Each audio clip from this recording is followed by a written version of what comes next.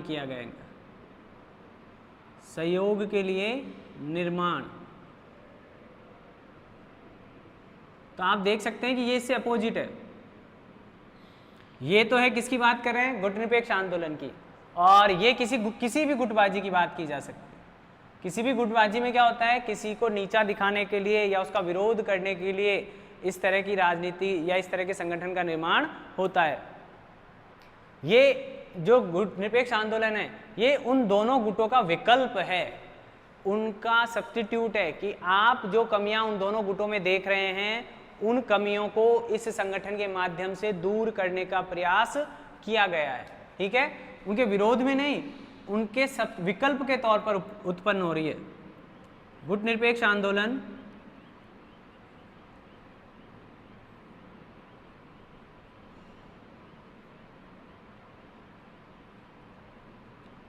दोनों गुटों के विकल्प के तौर पर डेवलप हुआ था। दोनों गुट आपको याद है, सैनिक गुट और वो, दोनों गुटों के विकल्प के रूप में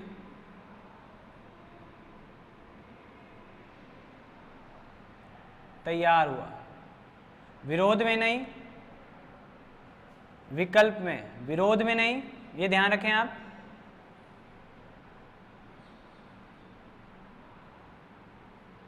ये वैसे ही है, जो लोग चाय नहीं पीते वो ठंडा पीते होंगे, जो ठंडा नहीं पीते वो चाय पीते होंगे, लेकिन इसका मतलब ये नहीं कि चाय पीने वाला ठंडे को डिस्ट्रॉय करने की कसम खा ले, नहीं, मैं दुनिया में जितना भी ठंडा है उसको समाप्त कर दूंगा। या जो ठंडा पीते हैं, कोल्ड ड्रिंक्स वगैरह पीते हैं, वो कसम खा ले कि नहीं मैं दुनिया भर में से चाय को खत्म कर दूंगा।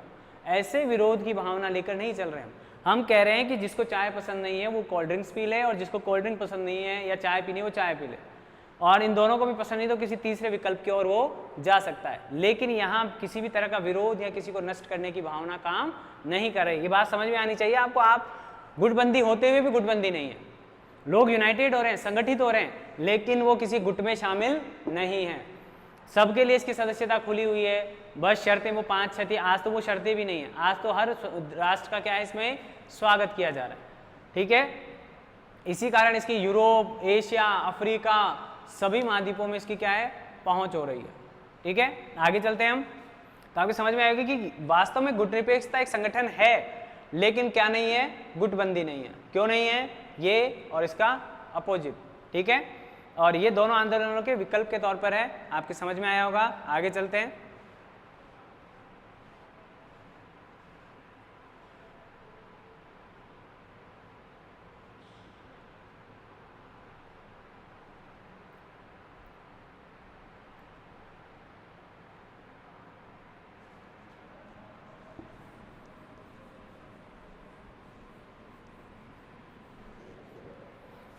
छठा जो विशेषता है हमारी, ये शक्ति की राजनीति नहीं है।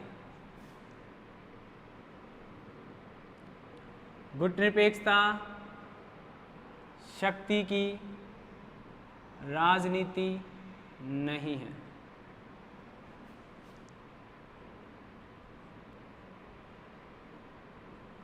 ठीक है, इसका मतलब क्या हुआ कि जो महाशक्ति राष्ट्र थे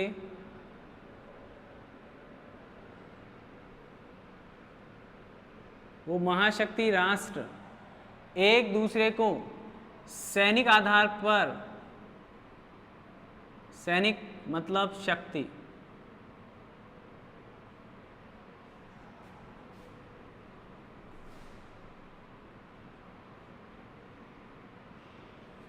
पराजित करना चाहते हैं।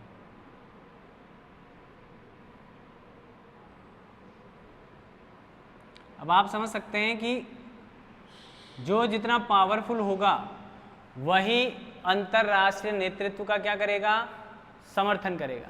और उसका समर्थन करने का मतलब क्या हो गया, अगर मैं यहाँ पर उन दोनों राष्ट्रों का नाम लिख दूं, रूस या यूएसएसआर और अमेरिका का गुट। आपको पता है अमेरिका ने किसी सैनिक गुट का समर्थन किया है क्या, सैनिक गुट आर्थिक गुट का निर्माण किया क्या, उसको जरूरत ही नहीं पड़ी, क्योंकि WTO में और UNO में उसका प्रभाव पहले से ही बहुत ज़्यादा है। लेकिन उसको सैनिक शक्ति का निर्माण किया या सैनिक गुटों का क्या किया उसने निर्माण किया, और इन सैनिक गुटों के माध्यम से जो राजनीति की जा रही है उस राजनीति का विरोध कौन कर रहा है? गुटनिरपेक्ष आंदोलन कर रहे हैं। उनका मानना है कि शक्ति के दम पर जो संबंध बनते हैं या दबाव में आकर आप जिन संबंधों को या शर्तों को मानते हैं, मौका मिलने पर आप उन्हीं संबंधों और शर्तों को क्या कर देंगे?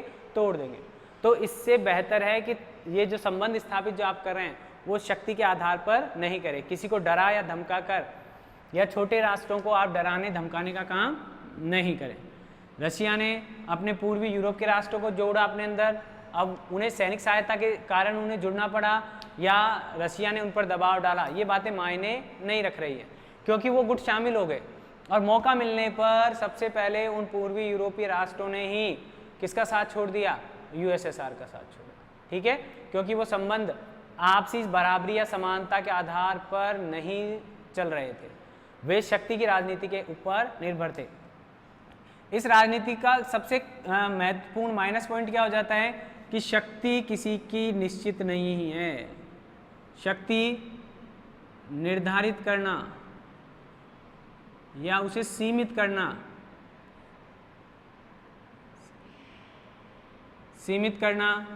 संभव नहीं है। पहली बात तो अभी हमने बात की कि रशिया ने अभी घोषणा की है, आप देखिए रशिया ने अभी घोषणा की है कि उसने 1961 में ही क्या कर लिए थे, इस यूएसएसआर ने हाइड्रोजन बम का परीक्षण कर लिया था, जो कि हिरोशिमा और नागासाकी में गिराए गए बम का शायद 3000 से भी ज़्यादा गुना खतरनाक था वो।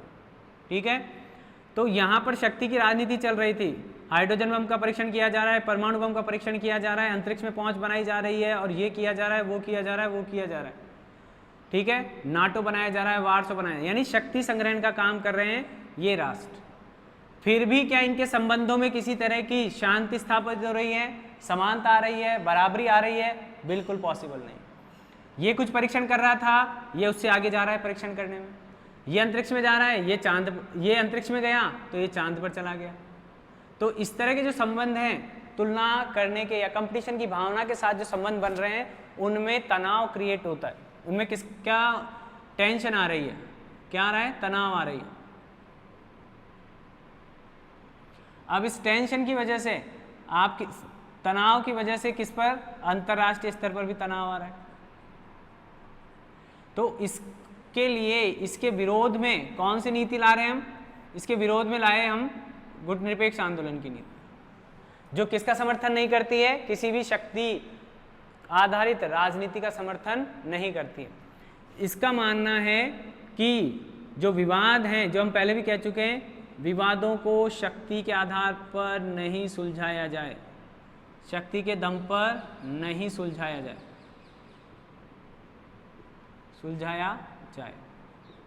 इसकी धारणा कुछ और है, इसका मानना अलग है इनसे। ये अलग इसलिए है क्योंकि यह इनके परिणामों को देख चुकी है। ये नीति क्यों है, क्यों पालन कर रही है इसका? क्योंकि इसने शक्ति की राजनीति के दुष्परिणाम देख चुकी है। दुष्परिणामों से क्या है? अवगत है, जानकारी है उनको।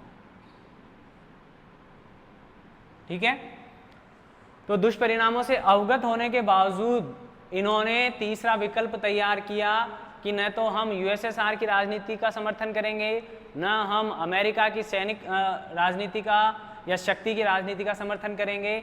हम अपनी सहयोग और सहायता या समन्वय की जो नीति है उसका पालन करेंगे, शक्ति के दम पर हम राजनीति नहीं करेंगे। तो आप सोचिए कि ऐसा, अब ये नहीं समझ सकते। कुछ लोग कहते हैं कि सर ये इतनी पावरफुल ही नहीं है कि अमेरिका और यूएसएसआर को सैनिक आधार पर टक्कर दे सके। इसके लिए इन्हें, इनके सामने विकल्प यही रहता है कि ये शांतिपूर्ण सहअस्तित्व की बात करें या शांति की राजनीति की बात करें या सहयोग की राजनीति की बात करें। ऐसा किसी हद तक तो उचित है, लेकिन क्या अमेरिका या यूएसएसआर सैनिक दम के आधार पर संपूर्ण विश्व के राष्ट्र को समाप्त करने की सैनिक क्षमता रखते हुए भी क्या समाप्त कर देंगे? क्या कर सकते हैं? क्या वो नहीं कर सकते। अगर ऐसा होता तो शायद सेकेंड वर्ल्ड वॉर में अमेरिका, जर्मनी, जापान, इटली सबको उसी तरह समाप्त कर देता जिस तरह उसने जापान पर परमाणु बम गिराया, लेकिन पॉसिबल नहीं था। आने वाले विश्व में भी ऐसा पॉसिबल नहीं होगा। ठीक है, तो आप शक्ति की राजनीति का समर्थन नहीं करते हैं, कौन? यूएसएसआर वाले, ये गुट निरपेक्ष आंदोलन के समर्थक जितने भी, ठीक है। आगे चलते हैं। इसमें कोई इतनी बड़ी बात नहीं, लेकिन आपके समझ में आना चाहिए कि अंतरराष्ट्रीय राजनीति को शक्ति की राजनीति कहा था मार्गेंथो ने, जो कि आप थर्ड ईयर में अपना जो दूसरा पेपर है, फर्स्ट पेपर है, उसके अंतर्गत आप पढ़ेंगे, ठीक है। और शक्ति का प्रयोग एक सीमा तक तो उचित है, जहां आप अपने राष्ट्रीय हितों को, शक्ति का प्रयोग सुरक्षा के लिए किया जाने का तो समर्थन करता है, यानी ये इसका सकारात्मक रूप है। शक्ति का प्रयोग सुरक्षा के लिए किया जाना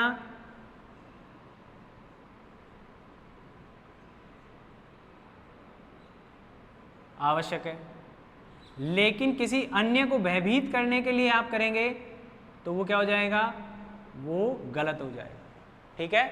वो शक्ति का दुरुपयोग कहलाएगा। यहां तक तो ठीक है, यहां तक तो नाम भी इसका समर्थन करेगा, लेकिन अगर आप किसी अन्य राष्ट्र को भयभीत करने के लिए करेंगे तो यहां ये इसका समर्थन नहीं करेगा। किसी राष्ट्र ने, आपने सुना है किसी तीसरी दुनिया के राष्ट्र ने कभी अमेरिका को धमकी दे दी हो या किसी पड़ोसी राष्ट्र को धमकी दे दी हो, उनके द्विपक्षीय मुद्दों को देखते हुए बात नहीं करें। किसी ग्रुप ने या ग्रुप के नाम को लेकर कि मैं नाम का सदस्य हूं, मैं आज अमेरिका पर अटैक करने वाला हूं, ऐसा सुना आपने? कभी नहीं कहा होगा। उनके द्विपक्षीय मुद्दों को लेकर विवाद हो सकते हैं, जैसे भारत पाकिस्तान के आपस में विवाद हो, तो क्या वो नाम के विवाद कहलाएंगे? क्या बिल्कुल ये आवश्यक नहीं है, ठीक है। तो अन्य राष्ट्रों को भयभीत करने के लिए शक्ति प्रयोग का समर्थन नहीं किया जाता। भयभीत करने के लिए शक्ति प्रयोग का समर्थन नहीं, शक्ति नहीं होनी चाहिए।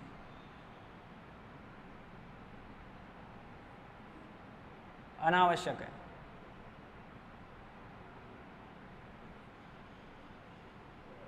ठीक है, तो आप देख रहे हैं कि इस तरह की जो विचारधारा चल रही है, ये कौन सा टाइम चल रहा है? शीत युद्ध का। शीत युद्ध में किस पर डिपेंड है दोनों राष्ट्र? शक्ति की राजनीति पर। लेकिन उस समय भी यूएसएस, ये नाम जो है वो शक्ति नहीं, संतुलन की बात कर रहा है। और संतुलन के आधार मैंने बताई थी आपको पहले, सांस्कृतिक, भौगोलिक, राजनीतिक, आर्थिक आधार पर क्या लेकर आएंगे हम? संतुलन लेकर आएंगे। आगे चलते हैं। हमारा जो बिंदु है वो है सैनिक गुटों से दूर रहने की राजनीति। देख लें एक बार इसको आप।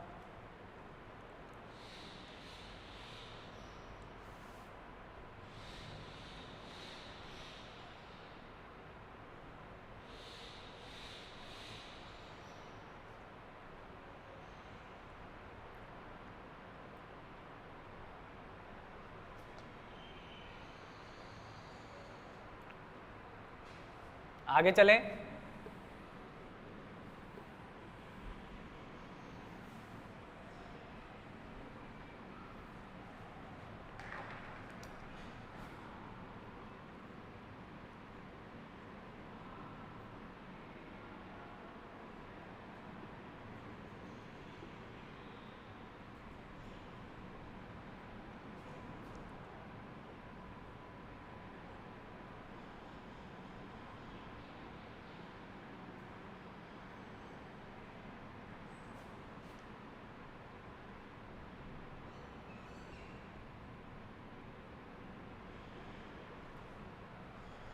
फिर वही बात,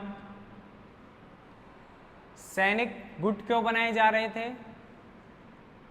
सुरक्षा लेने के लिए। पहली बात, राष्ट्र की सुरक्षा को ध्यान में रखते हुए सैनिक गुट में शामिल होना चाह रहे थे। लेकिन बुरी बात क्या थी कि उन गुटों को लीड, नेतृत्व कौन कर रहा था?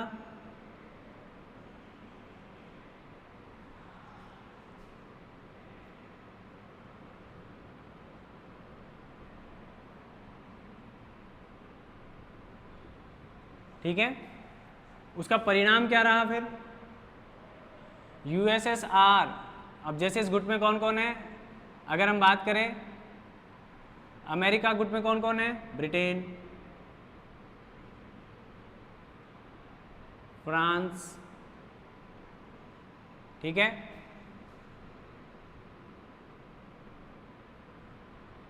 और यूएसएसआर गुट में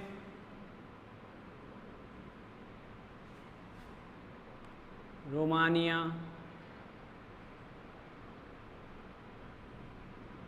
बुल्गारिया,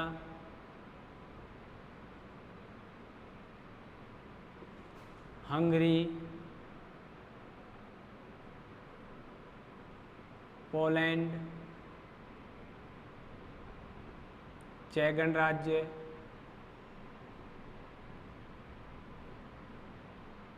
ठीक है, इसमें पश्चिम जर्मनी,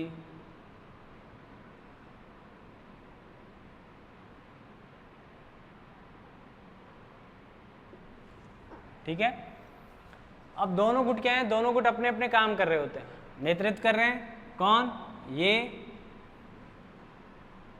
और इधर ये, इनके संबंधों में चल रहा है तनाव, इनके तनाव का इफेक्ट पड़ रहा है इन पर, ठीक है। अब इन पर पड़ रहा है तो ये सारे कौन से हैं, इनमें से कोई भी तीसरी दुनिया या विकासशील राष्ट्रों के ग्रुप में शामिल नहीं हो रहा है, इनमें से आज भी एक भी इस गुट में शामिल नहीं है। अब इसका नतीजा क्या हो रहा है, सुरक्षा के लिए जो गुट बनाए जा रहे हैं उनको दूसरे से, इसका प्रभाव देखो आप, इन दोनों के मध्य तो ये है ही भय, तनाव और घृणा, हेट,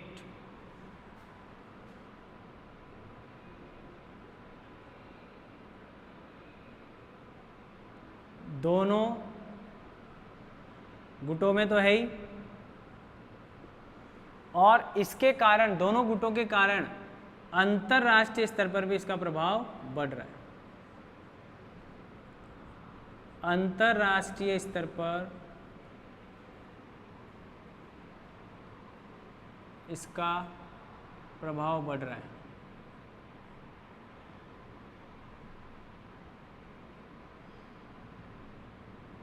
ठीक है, अगर आप किसी तरह की सैनिक गठबंधन में शामिल होते हैं तो जो शामिल जो राष्ट्र हैं, एक तो इनकी मजबूरी मान सकते हैं आप कि अगर पूर्वी जर्मनी शामिल हो गया नाटो में, पश्चिम जर्मनी शामिल हो गया तो पूर्वी जर्मनी पर अपने आप ही क्या बनेगा, दबाव बनेगा। वो इच्छा से नहीं जा रहा है वहाँ, इच्छा होती तो शायद पहले ही वो किस में शामिल हो जाता, यूएसएसआर में, लेकिन वहाँ जब वो नाटो का सदस्य बना तो फिर पूर्वी जर्मनी भी किस में शामिल हो रहा है, या यूएसएसआर को किसकी स्थापना करनी है, वार्सा की। ठीक है, तो आगे देखिए, जब ये अब यही जो तनाव है, उस तनाव के कारण इन सदस्य राष्ट्रों में भी तनाव बढ़ता है। इनमें तो है ही, इनके कारण इनके संबंधों में, ये सब यूरोप में ही है, इनके आपसी संबंधों में भी क्या पड़ रहा है, इन दोनों के तनाव का इफेक्ट पड़ रहा है। इनमें तनाव है, इस वजह से इन पर फर्क नहीं पड़ेगा, इन दोनों में तनाव है, इस वजह से इनके संबंधों में तनाव इन्वॉल्व हो जाएगा। तो इसीलिए ये नहीं चाहते हैं कि जिस तरह इन दोनों के कारण इन दोनों ग्रुपों में पूरे ही राष्ट्रों के संबंध खराब हो रहे हैं, तो हमारे ग्रुप के या जो शेष जो राष्ट्र बच गए हैं उन पर इसका नकारात्मक प्रभाव नहीं पड़े, शेष राष्ट्रों पर नकारात्मक प्रभाव नहीं पड़े। इसके लिए इन्होंने अपना एक नया संगठन बनाया जिसे गुटनिरपेक्ष आंदोलन का नाम दिया गया, प्रभाव नहीं पड़े। यानी उस समय इनको कहा गया कि जो भी, जैसे मैंने जॉर्ज श्वार्ज़बर्गर की परिभाषा जो चरण बताए थे सदस्यता हासिल करने के, उनमें मैंने कहा था कि सैनिक गुट में जो भी शामिल हो जाएगा वो इसमें शामिल नहीं होगा शीत युद्ध के दौरान। और शीत युद्ध के बाद तो आपको पता है कि वार्सा पैक्ट तो खत्म हो चुका है, नाटो है, तो नाटो में मात्र 30 राष्ट्र हैं, उन 30 राष्ट्रों में से कोई भी राष्ट्र इसका सदस्य नहीं है। यानी सैनिक गुटों में शामिल नहीं होने की जो शर्त है वो भी गुट निरपेक्ष आंदोलन की एक मुख्य विशेषता थी और है भी। यानी वर्तमान में भी ये इस बात पर टिके हुए हैं कि कोई इन राष्ट्रों से संबंध बनाने पर या द्विपक्षीय संबंध बनाने पर तो आज किसी तरह की कोई असहमति नहीं है, लेकिन आज भी अमेरिका के सैनिक गुट में शामिल नहीं होना, नाटो की सदस्यता में शामिल नहीं होना, आज भी इस शर्त का क्या किया जाएगा, पालन किया जाता है। नाटो में शामिल नहीं होना, इस शर्त का पालन किया जाता है आज भी। अब आर्थिक सहयोग तो वहां समाप्त हो गया है, लेकिन सैनिक गठबंधन, आप अमेरिका से द्विपक्षीय संबंध रखिए, कोई दिक्कत नहीं, अमेरिका से सहयोग लीजिए आर्थिक, लेकिन नाटो में शामिल नहीं होंगे आप। अगर नाटो में शामिल हुए तो आपको गुटनिरपेक्ष आंदोलन की सदस्यता से क्या देना पड़ेगा, इस्तीफा देना पड़ेगा। अब हम देख रहे हैं कि ये सारी हमारी जो विशेषताएं हैं,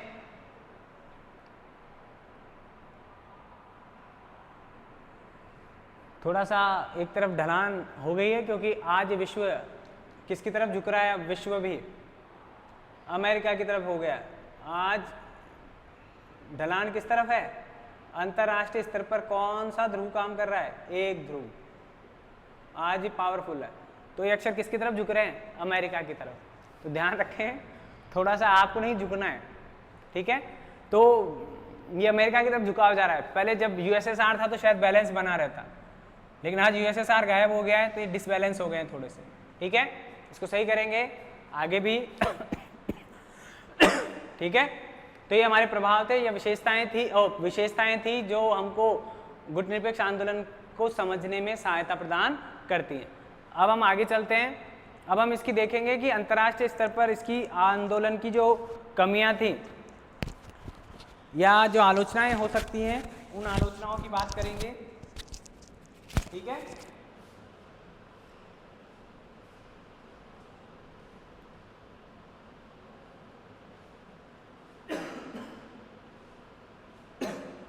तो आप ये ध्यान रखें कि और भी हो सकती है विशेषताएं, जैसे छोटी मोटी। उन विशेषताओं में सबसे बड़ी विशेषता यह है कि यह सभी सदस्यों को साथ लेकर चलने की राजनीति करता है। यानी मैंने पहले ही बताया था, प्रतिनिधित्व देने की विशेषता है। यानी कोई भी ऐसा संगठन नहीं है या ऐसी कोई सी भी विचारधारा, ऐसा कोई नीति निर्माण नहीं होता जहां सभी देशों की सहभागिता नहीं ली जाती होगी। चाइना अलग है तो भी कोई बात नहीं, चाइना भी उपस्थित रहता है वहाँ। पाकिस्तान और भारत के मुद्दों को कभी नाम के मंच पर नहीं उठाया जाता है। देखिए सबसे बड़ी बात देखिए आप, भारत और पाकिस्तान में कितना ही तनाव हो, लेकिन नाम के मंच पर इनको उठाया नहीं जाता है, ठीक है। और भी कई बातें ऐसी हैं जो इस संगठन को अपने आप में विशेष बनाती हैं अन्य अंतर्राष्ट्रीय संगठनों की अपेक्षा, ठीक है। अब आगे देखते हैं। अब हम इसके जो बिंदु थे आलोचनात्मक, वो देखते हैं।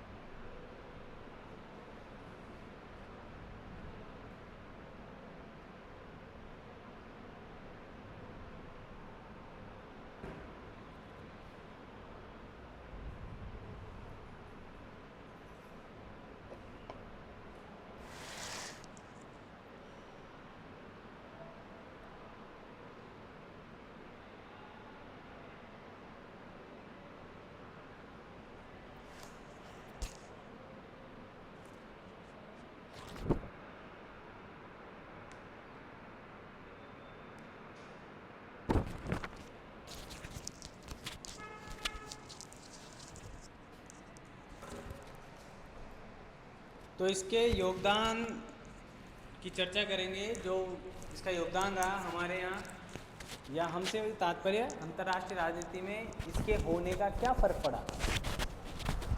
अंतर्राष्ट्रीय राजनीति में गुटनिरपेक्ष आंदोलन के होने का क्या प्रभाव रहा, कुछ पॉजिटिविटी रही या नहीं रही, ठीक है, उसकी चर्चा करेंगे।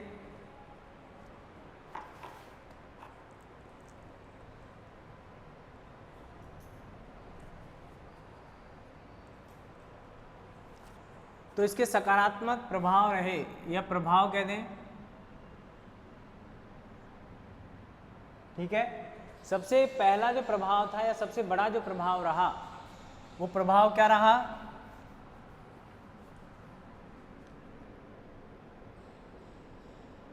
सबसे पहला पॉजिटिव प्रभाव जो रहा वो था शीत युद्ध में शिथिलता लाना।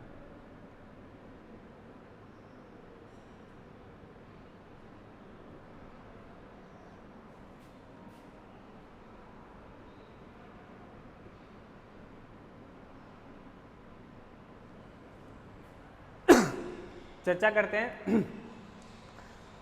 शीत युद्ध को कम करने के लिए, या मैं उसको कह दूं संतुलित करने का काम किया इसने।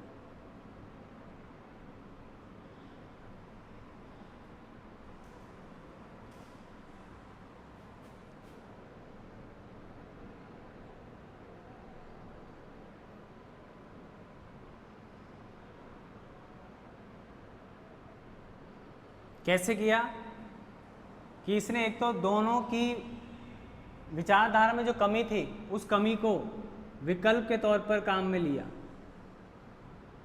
विकल्प प्रस्तुत किया।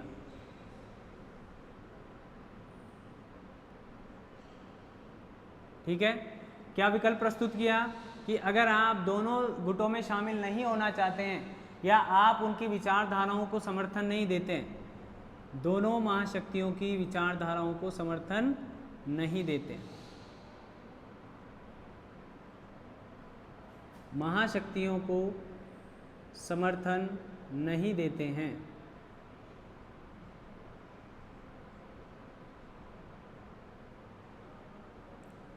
एक तरफ तो था पूंजीवाद जहां पर आर्थिक क्षेत्र बिल्कुल स्वतंत्र था, संसाधनों का दोहन अत्यधिक किया जा सकता था, अत्यधिक लाभ पर उसे बेचा जा सकता था, संपूर्ण विश्व को एक बाजार के रूप में इंगित किया जा रहा था, या संपूर्ण विश्व को क्या माना जा रहा है, एक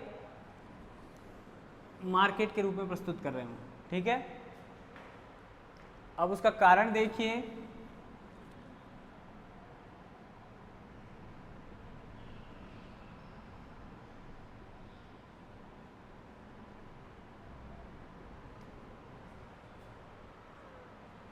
दिक्कत क्या आ रही है कि सबसे बड़ा जो व्यक्ति है दो गुटों के बीच में तनाव उत्पन्न, उस तनाव को कम करने के लिए उनको ताकत से, क्या छोटा बच्चा उसको क्या करते हैं, नहीं मान रहा है तो कुछ सज़ा देते हैं, दंड देते हैं, कुछ लालच दे देते हैं और उसे अपनी बात मनवाने का प्रयास करते हैं, मान लेगा।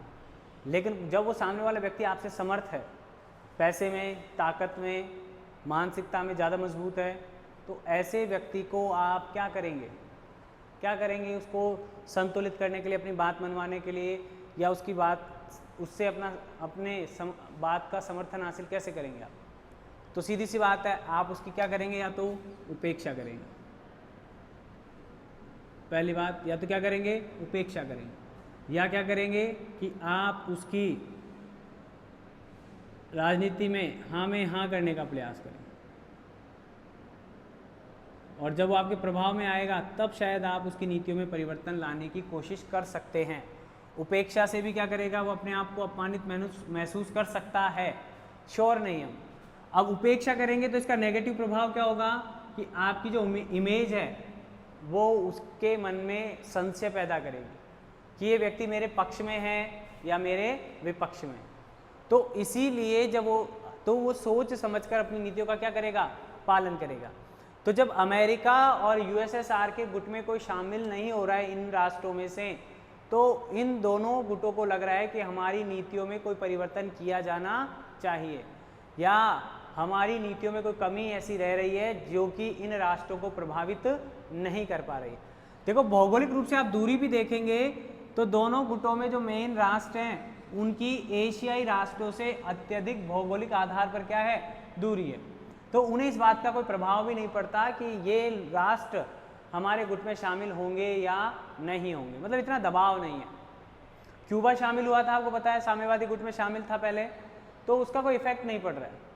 यूएसएसआर उसका किसी भी तरह से कोई फायदा नहीं उठा पा रहा है, बस नाम मात्र के लिए वो साम्यवादी राष्ट्र के रूप में शामिल हुआ।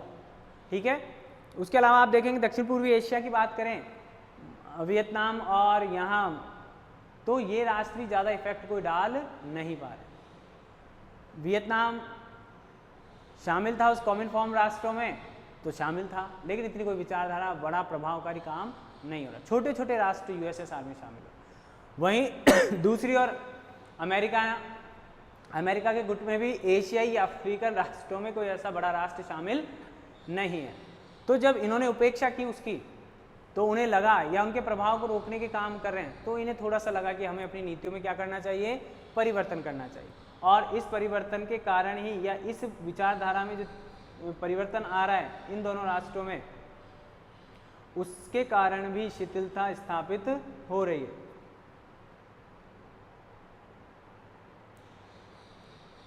और मैंने आपको बताया था कि दिदांत, या हम यहाँ भी कह सकते हैं दिदांत में भी इसका योगदान रहा। कैसे कि ये किसी गुट में शामिल नहीं हो रहे हैं, किसी सदस्यता को बढ़ावा नहीं दे रहे हैं, किसी गुट की सदस्यता 30 थी। नाटो की अगर हम बात कर ले तो 15 के करीब रही थी पहले बड़े स्तर पर, और वहीं यूएसएसआर की भी 10-12 के बीच में रह रही थी। आप सोचिए अगर इन गुटों में और राष्ट्र शामिल होते तो शायद अंतरराष्ट्रीय स्तर पर तनाव में भी वृद्धि होती, लेकिन नहीं हुआ। आप देखते हैं ना, जितना बड़ा संगठन होता है उतना दबाव डाल सकते हैं। आपके मित्रों की संख्या जितनी ज़्यादा बड़ी होगी, आप सामने वाले छोटे गुट पर क्या डाल देंगे, दबाव डाल देंगे। लेकिन आपके दोनों के ही गुट अगर बराबर होंगे, सदस्य संख्या लगभग बराबर होगी, आपकी पोजीशन अगर इक्वल होगी, तो आप उसको इतना प्रभावित नहीं कर पाएंगे। या आपको दिख रहा होगा कि हम दोनों तो हैं और तीसरा हमसे भी बड़ा गुट शामिल है, आप तो इतने ही रह गए और तीसरा गुट इतना बड़ा है, तो शायद वो भी आपको इनडायरेक्टली क्या करेगा, आपको प्रभावित करेगा कि आप अपने संबंधों को या तो सुधार लें या फिर आप एक बड़ी हानि के लिए क्या रहें, तैयार रहें। ठीक है, तो इस तरह की मानसिकता ने उनके विचारधाराओं को प्रभावित करने का काम किया। अब देखो, जैसे अगर मैं महत्वपूर्ण भारत की बात करूं तो भारत तो क्या है, दोनों राष्ट्रों से क्या रखता है, बराबर दूरी बना कर रखता है, उचित दूरी बना के रखता है। अब ये उचित दूरी बनी हुई रहती है तो वह भारत को अपना न तो शत्रु घोषित कर सकते और न मित्र, और न शत्रु है न मित्र है, तो उसके खिलाफ कोई कठोर कार्यवाही भी अमेरिका के द्वारा नहीं की जा सकेगी। अगर करने का प्रयास करेंगे तो मैंने आपको बताया कि अगर यूएसएसआर करेगा शत्रु का रूप में, तो इसका समर्थन कौन करेगा या भारत का सहयोग कौन कर देगा, यूएसएसआर। किया भी उसने कई बार। ठीक है, तो आप समझ सकते हैं कि ये जो संतुलन था, ये इस तरह का संतुलन था जिसके कारण अमेरिका और रूस के संबंधों में क्या आ जाएगा, एक अमेरिका और रूस के नहीं, शीत युद्ध के तनाव जो चरम स्थिति तक पहुंच गया था वो क्या हो जाएगा, कम हो जाएगा। ठीक है, और ये उस समय बहुत बड़ी बात थी। आज क्या कर रहे हैं, आज कुछ नहीं कर रहे हैं, आज ऐसा कोई तनाव नहीं है। आज किसमें योगदान दे रहा है ये, अगर बात करेंगे तो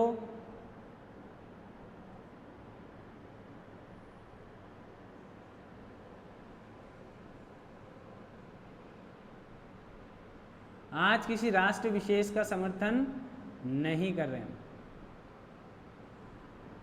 अब मैंने पहले भी आपको कहा है कि ये किसी नीति विशेष का समर्थन नहीं कर रहे, व्यक्ति विशेष का समर्थन नहीं कर रहे। ये किसी राष्ट्र की नीति विशेष का समर्थन नहीं, किसी राष्ट्र के व्यक्ति विशेष का समर्थन नहीं, ये ऐसी नीति का समर्थन करते हैं जो संपूर्ण विश्व के सभी राष्ट्रों को ध्यान में रखते हुए उनके कल्याण और उनके विकास के लिए काम करती है, ऐसी नीति का समर्थन करें। ऐसा नहीं कि अमेरिका के पक्ष में गए तो अमेरिका की कहने लग गए, रूस के पक्ष में गए तो रूस की कहने लगे, बिल्कुल नहीं ऐसा। ठीक है, तो मैंने आपको पहला बिंदु बताया इसके प्रभाव का कि इन्होंने क्या किया, शीत युद्ध के तनाव को या कम करने का प्रयास किया, यानी उसमें शिथिलता यानी दिदांत लाने की कोशिश की गई। किसके द्वारा, इन नाम राष्ट्रों के द्वारा। अगला है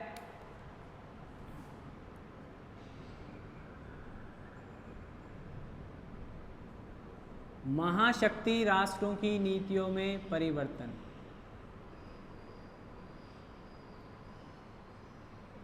महाशक्ति राष्ट्र की नीतियों में परिवर्तन।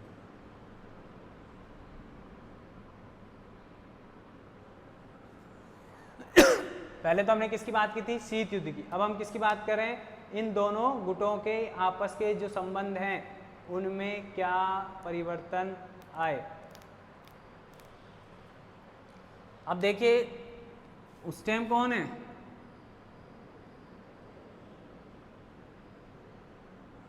ख्रुश्चेव। ख्रुश्चेव कौन है, उस टाइम यूएसएसआर के जो प्रधानमंत्री हैं या राष्ट्र वो प्रधान जो व्यक्ति हैं उनकी बात करें तो ख्रुश्चेव ने उस समय कहा शांतिपूर्ण सह अस्तित्व की नीति का समर्थन करता हूँ, या शांतिपूर्ण सह अस्तित्व को अपनी विदेश नीति की मुख्य विशेषता के तौर पर शामिल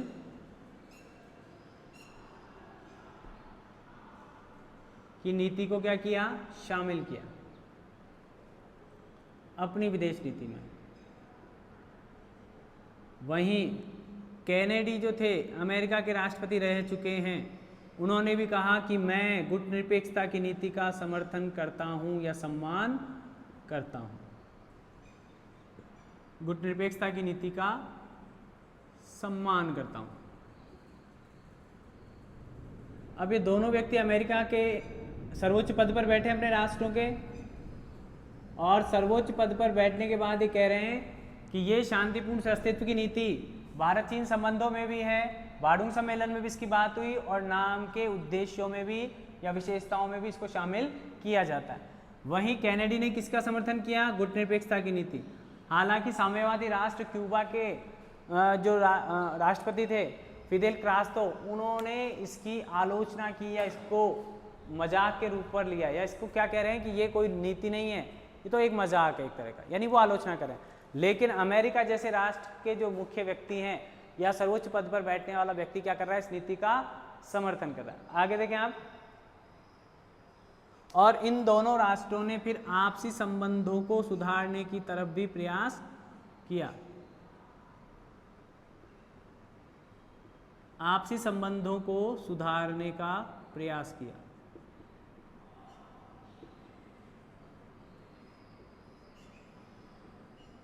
टेलीफोन सेवा चालू हो रही है, विमान सेवा चालू हो रही है, ठीक है। अब वो क्यों हो रही है, क्यों, क्योंकि इन दोनों महाशक्ति राष्ट्रों की नीतियों में भी क्या आ रहा है, परिवर्तन। इस बात को अगर मैं ऐसे बताऊं आपको कि अगर आपने कोई चीज़ पोस्ट की है, अगर उस पर लाइक धड़ाधड़ धड़ाधड़ धड़ाधड़ बढ़ रहे हैं, यानी संख्या बढ़ रही है लाइक करने वालों की, तो आपको लगेगा अरे वाह मेरी पोस्ट बहुत अच्छी है और इसका समर्थन किया जा रहा है। और अगर आपने पोस्ट की और उस पर आपके लाइक्स नहीं आए, कम आए, तो उसका रिजल्ट क्या माना जाएगा कि वह जो पोस्ट आपने की है वो इतनी अच्छी नहीं है, सदस्य संख्या उसकी क्या नहीं हो रही है, बढ़ नहीं रही है। तो जब इन राष्ट्रों की महाशक्ति राष्ट्रों के जो ग्रुप बनाए थे इन्होंने, तो इनकी सदस्य संख्या में क्या नहीं हो रही है, वृद्धि नहीं हो रही, बढ़ नहीं रहे। 10-15 दोनों तरफ से 10-15 राष्ट्र क्या हो रहे हैं, शामिल हो रहे हैं। तो इन दोनों राष्ट्रों को लगा कि कहीं ना कहीं हमारी नीतियों में या हमारी नेतृत्व क्षमता में क्या है, कमी है। क्या लगा इनको, नेतृत्व क्षमता में कमी है। तो उस कमी को सुधारने के लिए इन्होंने सर्वप्रथम आपसी संबंधों को क्या किया, सुधारा। एक दूसरे का सहयोग करना या अंतर्राष्ट्रीय स्तर पर आलोचना करना थोड़े समय के लिए बंद कर दिया। अंतर्राष्ट्रीय स्तर पर कड़ी आलोचना करना बंद कर दिया। ये किसके प्रभाव में, क्योंकि वो सदस्य संख्या नहीं बढ़ रही है। वो कहाँ चली गई, वो इस आंदोलन में जा रही है। यानी इसकी सदस्य संख्या 25 से तो शुरुआत हुई थी, आप देखो 25 राष्ट्रों से गुटनिरपेक्ष आंदोलन की क्या हुई है, शुरुआत हो रही है। तो इस वजह से क्या हो रहा है कि उन्हें लग रहा है कि गुटनिरपेक्षता की सदस्यता बढ़ रही है, तो शायद उसकी लोकप्रियता ज़्यादा है, उसकी नीतियों में ज़्यादा प्रभाव है, इसलिए इन्होंने उनकी नीतियों का समर्थन किया, गुटनिरपेक्षता का समर्थन कर रहे हैं। अंतर्राष्ट्रीय स्तर पर कड़ी आलोचना नहीं की। अब ये कोई स्थायी पोजीशन नहीं थी, मैं फिर बता रहा हूं, द्वितांत जो काल था उस द्वितांत काल को स्थायी काल नहीं कह सकते आप। ये कोई स्थायी अवस्था नहीं है, इसमें फिर परिवर्तन आएगा, फिर नव शीत युद्ध प्रारंभ होगा, फिर साम्यवाद का पतन होगा, फिर साम्यवादी गुट का विघटन हो जाएगा। तो आप देखिए कि ये जो व्यवस्थाएं हैं, ये इनके पैरेलल नाम चल रहा है। नाम धीरे धीरे अपनी भूमिका क्या करता जा रहा है, मजबूत करता जा रहा है। आज भी नाम यूएनओ के बाद सर्वाधिक बड़ा संगठन है जो यूएनओ से अलग है, यूएनओ की सदस्यता को शामिल करते हुए। अभी हम जब उसके वर्तमान प्रासंगिकता को देखेंगे तो और बात करेंगे, प्रासंगिकता को वर्तमान विशेषताओं के साथ जोड़ेंगे, वो भी उनके फायदे में ही है। हालांकि आगे चलते हैं। प्रभाव पड़ रहे हैं। दूसरा पढ़ा हमने अभी, तीसरा देखते हैं। निशस्त्रीकरण की नीति का प्रचार प्रसार किया गया।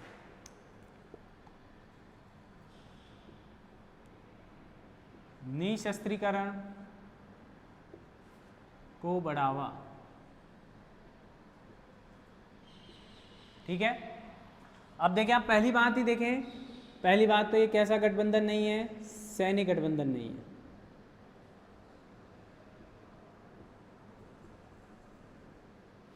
सैन्य गठबंधन नहीं है, न ही उसमें शामिल है, न ही उसमें शामिल है।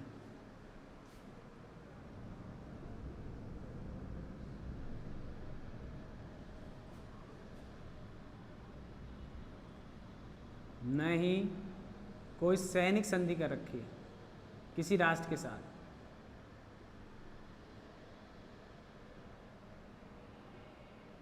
ठीक है, तो जब सैनिक गठबंधन नहीं है तो सैनिक सहयोग को बढ़ावा तो दिया जाएगा, लेकिन आपसी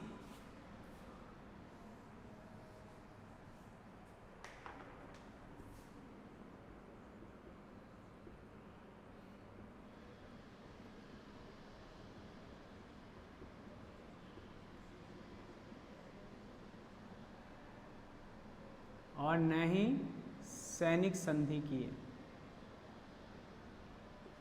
ठीक है, तो आप जानते हैं कि जब आपका मूल उद्देश्य ही सैनिक गठबंधन नहीं है तो आप किसी भी तरह से सुरक्षा के लिए शस्त्रीकरण को बढ़ावा नहीं देंगे, क्योंकि जितने भी ये जो सैनिक गठबंधन में शामिल जो राष्ट्र थे, इन्होंने अपनी सैनिक आवश्यकताओं को, सैनिक प्रतिद्वंदिता को बढ़ाने का काम किया था।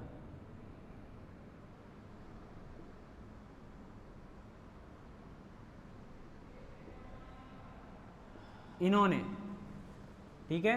अब सैनिक प्रतिद्वंदिता बढ़ेगी तो जनरली दूसरे राष्ट्र को क्या करना पड़ेगा, सैनिक क्षमताओं को बढ़ाना पड़ेगा। जैसे कि मैं भी आपको एग्जांपल दे रहा था कि पहले अमेरिका ने परमाणु बम का परीक्षण किया, फिर रशिया ने कर लिया 1949 में, फिर 1961 में हाइड्रोजन बम का कर लिया, 1964, 66 चाइना, फ्रांस और अमेरिका सब ने परमाणु परीक्षण कर लिया। सब कौन से राष्ट्र हैं, महाशक्ति राष्ट्रों के साथ हैं या उनके गुट में शामिल है। लेकिन नाम जो गुट है उसमें इस तरह का परमाणु परीक्षण नहीं किया गया। भारत ने कब किया, देखो 1974 में किया है, 1974 में। उसके बाद कब किया, 1998 में। उसके बावजूद भारत ने क्या कहा है कि मैं कभी भी प्रथम परमाणु परीक्षण प्रयोग नहीं करूंगा, परमाणु हथियारों का प्रयोग नहीं करूंगा।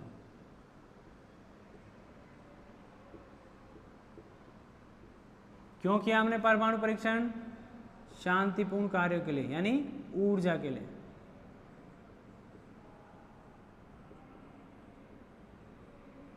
ठीक है, दूसरा सुरक्षा के लिए, क्योंकि हमारा पड़ोसी देश कौन है, चाइना, और चीन पहले से ही कैसा राष्ट्र है, परमाणु संपन्न राष्ट्र है। लेकिन इसका ये हमने अपनी सुरक्षा के लिए किया है, न कि किसी को डराने या धमकाने के लिए। हमने ये बताने का प्रयास किया है कि हमारे पास भी परमाणु बम है। अगर किसी परमाणु संपन्न राष्ट्र ने भारत पर परमाणु बम का प्रयोग किया तो भारत भी उन राष्ट्रों पर परमाणु बम का प्रयोग करेगा।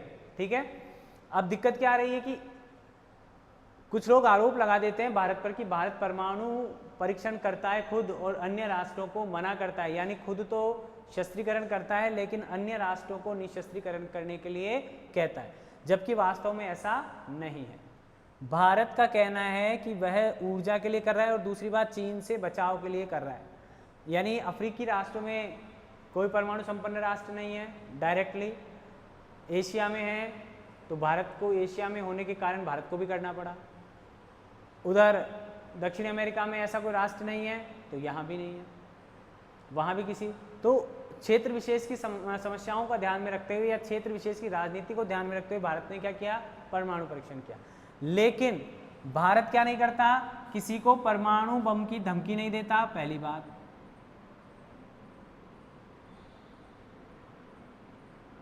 ठीक है, किसी को परमाणु सामग्री का अनुचित निर्यात नहीं किया, परमाणु सामग्री का क्या नहीं किया, निर्यात नहीं किया।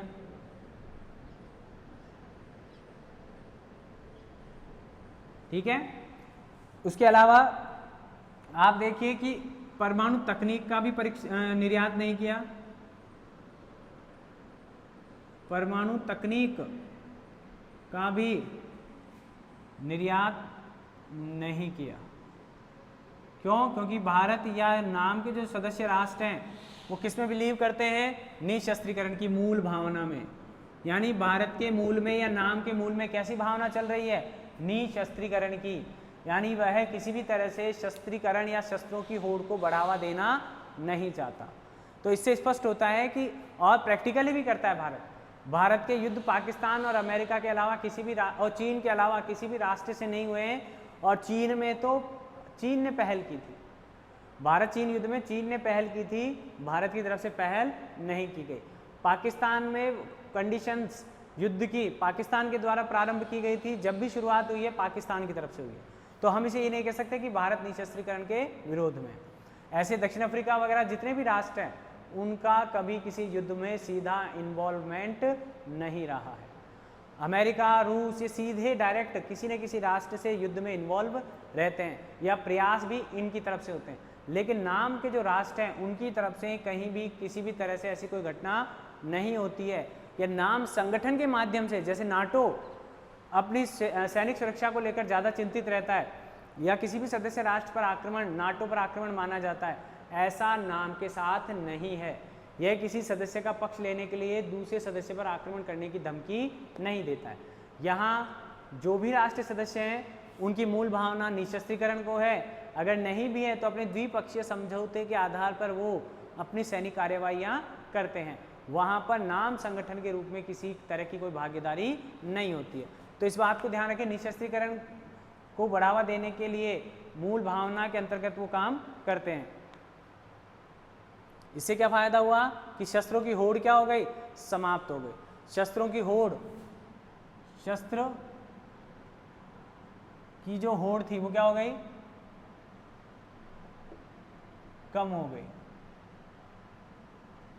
अब कुछ लोग कहेंगे सर आपने एक दिन पहले बताया था तीसरी दुनिया के राष्ट्रों में शस्त्र निर्माण का चक्कर ज़्यादा रहता है, शस्त्र निर्माण ज़्यादा किया जाता है।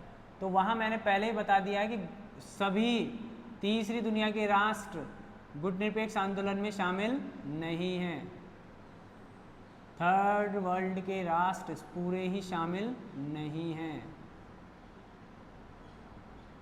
तो जो बच गए हैं या तो उनमें से होंगे, ठीक है, या जिनकी मानसिकता इस तरह की होगी, द्विपक्षीय संबंधों के आधार पर उन्होंने डिसीजन ले रखा होगा, उस तरह की मानसिकता के तहत काम करते हैं। यानी पाकिस्तान हम पर अटैक कर रहा है तो इसलिए नहीं कर रहा है कि वो हम नाम के सदस्य हैं इसलिए वो हम पर अटैक कर देता है, ठीक है, वहाँ हमारे उनके संबंध अच्छे नहीं हैं इस वजह से अटैक कर देता है, ठीक है। या चाइना हम पर इसलिए अटैक नहीं करता है कि हम नाम के सदस्य इसलिए अटैक कर दो, नहीं, बिल्कुल भी ऐसा नहीं है, ठीक है। तो तीसरी दुनिया और गुटनिरपेक्ष आंदोलन दोनों पैरेलल राष्ट्रों का संगठन है, लेकिन सारे तीसरी दुनिया के राष्ट्र गुटनिरपेक्ष आंदोलन में शामिल नहीं है। आगे चलते हैं हम, इसका अगला जो प्रभाव है, जो सबसे बड़ा योगदान माना जाता है अंतर्राष्ट्रीय शांति में योगदान। दूसरा प्रभाव तीसरा प्रभाव देखें, इंटरनेशनल पीस में कंट्रीब्यूशन, अंतरराष्ट्रीय शांति में योगदान, ठीक है। वो कैसे मिलेगा,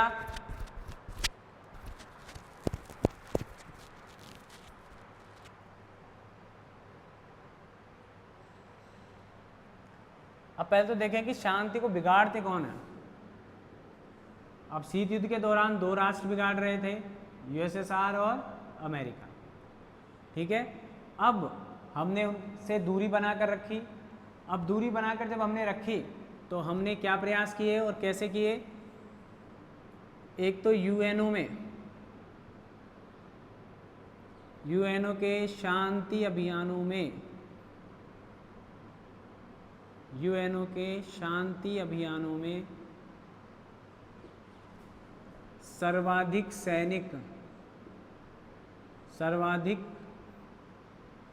शांति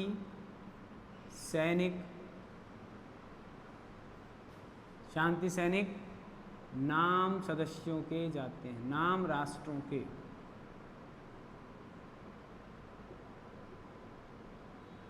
देखो मैं बता देता हूँ आपको, उनमें सबसे ज़्यादा भेजने वाले कौन कौन हैं? बर्मा, पाकिस्तान, भारत। इनके सैनिक ज़्यादा मिलेंगे आपको। जितने भी शांति अभियान हुए हैं यूएनओ के, उनमें सर्वाधिक सैनिक किसने भेजे हैं? नाम राष्ट्रों के आ रहे हैं। नाम राष्ट्रों में भी किसके? बर्मा के, बर्मा नहीं, बांग्लादेश है, बांग्लादेश, ठीक है। बांग्लादेश, पाकिस्तान और भारत, इन्होंने ज़्यादा सैनिक वहाँ भेज रखे हैं। तो आप समझ सकते हैं कि हम अंतर्राष्ट्रीय शांति के समर्थक हैं और अंतर्राष्ट्रीय शांति को बढ़ावा देने के लिए हमारी तरफ से हम जो भी बन सकता है वह किया जाता है। इसके अलावा देखो आप,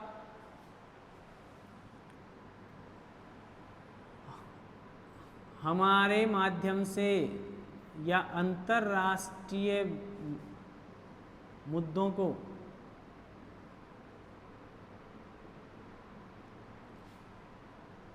अंतर्राष्ट्रीय न्यायालय में ले जाया जाता है।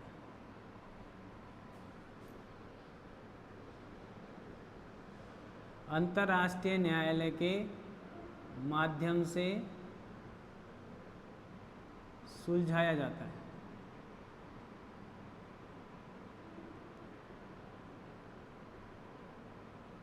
हमारे कश्मीर विवाद में भी यूएनओ ने अपना एक प्रतिनिधिमंडल भेजा था और हमने उसकी बात को मानना स्वीकार किया। हमने किसी तरह का कोई विवाद वहाँ पर खड़ा नहीं किया, ठीक है। तो और आगे चले। अब हम अपनी स्तर पे बात क्यों करें? क्योंकि नाम का जो मैंने बताया, संस्थापक राष्ट्रों में नेहरू, नासिर, जो टीटो है वो प्रमुख राष्ट्र है। और ये जो प्रमुख राष्ट्र हैं, देखो मिस्र का जब राष्ट्रीयकरण किया जा रहा था तब भी वो मुद्दा कहाँ गया? यूएनओ के माध्यम से उसको सुलझाया गया। स्वेज नहर का जो मुद्दा था, हालांकि वो नाम की स्थापना से पहले हो गया, लेकिन मैं इन राष्ट्रों की मानसिकता बता रहा हूं। ये किस में बिलीव करते हैं? यूएनओ में। यूएनओ का हस्तक्षेप हुआ वहां, यूएनओ के हस्तक्षेप से सुलझाया गया।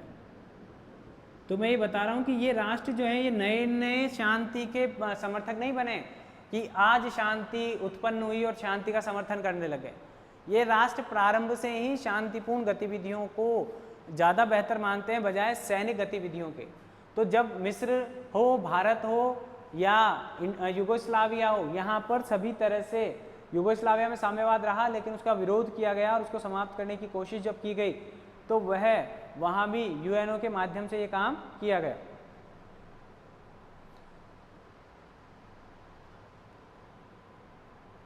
तनाव को युद्ध में बदलने, जब कभी भी कोई ऐसा तनाव हुआ, तनाव को युद्ध में बदलने के लिए जो भी नीति बनाई जा सकती थी, बदलने से रोकने के लिए प्रयास किया गया, रोकने के लिए प्रयास किया गया।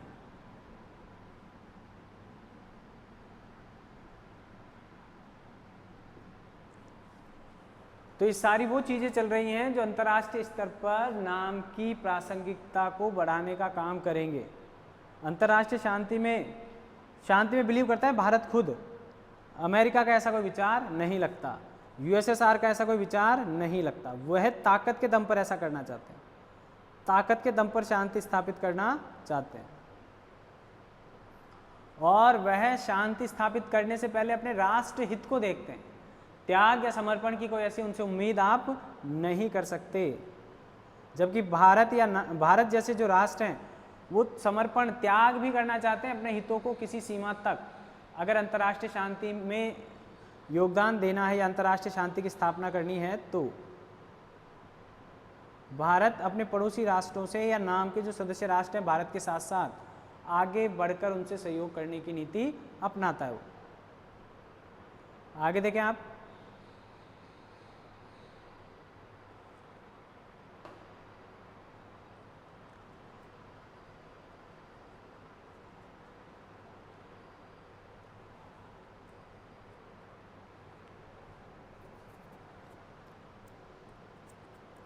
अब ये कैसे करता है, आगे देखें आप, शांति के लिए जब कभी भी यूएनओ में वीटो का दुरुपयोग किया जाता है तो भारत खुलेआम उसकी आलोचना करता है, या नाम गलत अगर वीटो का उपयोग किया जाता है इन राष्ट्रों के द्वारा जो स्थायी राष्ट्र हैं, गलत वीटो का भी प्रयोग होने पर गलत वीटो का क्या करता है भारत, विरोध करता है। अफगानिस्तान में जब यूएसएसआर की सेनाएं प्रवेश कर रही हैं तो इस घटना का भारत के द्वारा विरोध किया गया। जब अफगानिस्तान में तालिबान के विरुद्ध कार्यवाही की गई या इराक में कोई कार्यवाही की गई और उसमें वो घातक हथियार नहीं मिले तो भारत ने उनकी सैनिक कार्यवाही का क्या किया, विरोध किया था। विरोध की नीति रखी, सही मंचों पर सही प्रकार से मुद्दों को रखने का काम करता है नाम। आगे देखें आप, अगला जो हमारा बिंदु है, लोकतंत्र को बढ़ावा देने में भी इसका योगदान रहा था।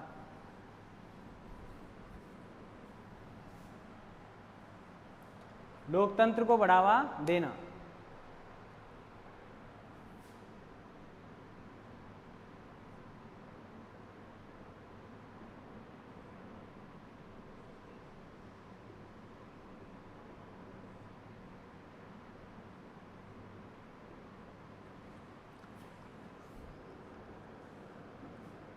इसको जानते हैं हम,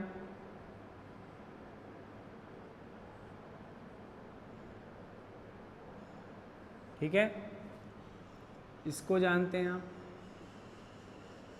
डिक्टेटरशिप कहते हैं इसको, सैनिक शासन या तानाशाही। ये क्या करते हैं,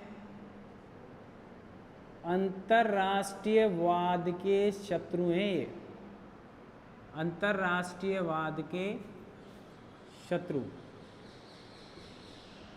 कैसे हैं, क्यों, क्योंकि ये जो अंतर्राष्ट्रीय मुद्दों को अपने राष्ट्रीय मुद्दों के चश्मे से देखते हैं।